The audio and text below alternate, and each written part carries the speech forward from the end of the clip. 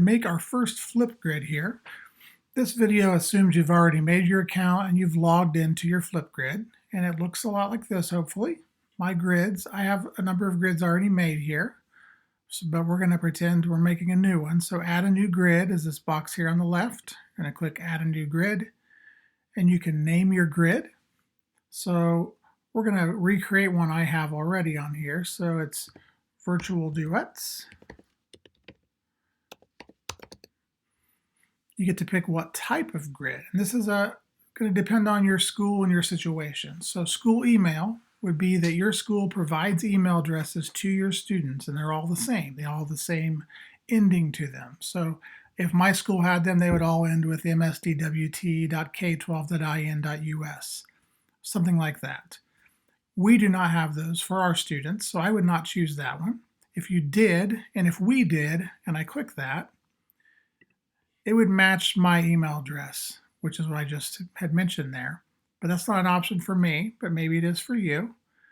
So I'm going to go back, and the other options are student ID. So I'm sure all schools have student IDs. If you want your student to type in their 16-digit ID number to gain access to your Flipgrid, that would be an option.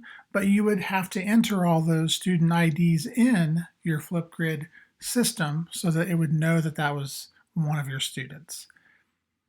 Educator Learning Community is what I need to do because this allows students to use a Google address that they would have on their own.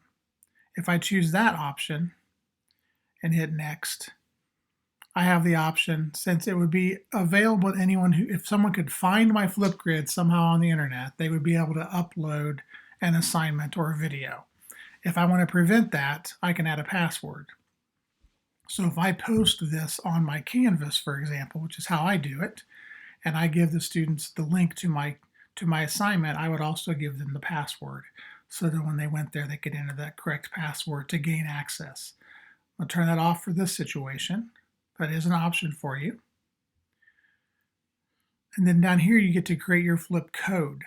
This matters because this is actually the link that your students will get from you or on your Canvas page or on your website or wherever you post assignments to gain access to the correct Flip page. I usually make mine more personalized because it can kind of go along with the assignments. So since my assignment is virtual duets, I could type duets. Of course, that's actually available somehow. I'm surprised because this is, throughout all of Flipgrid. But I'm going to put duets, and I'm going to put my school initials just for fun. And that's available. So then I hit next. I've already been to this screen for my school. I decided not to have a password, but you can if you'd like. Then I hit next.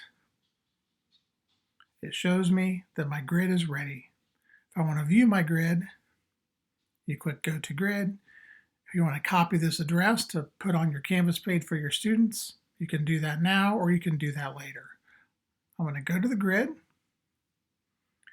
and I can see my basic grid is there.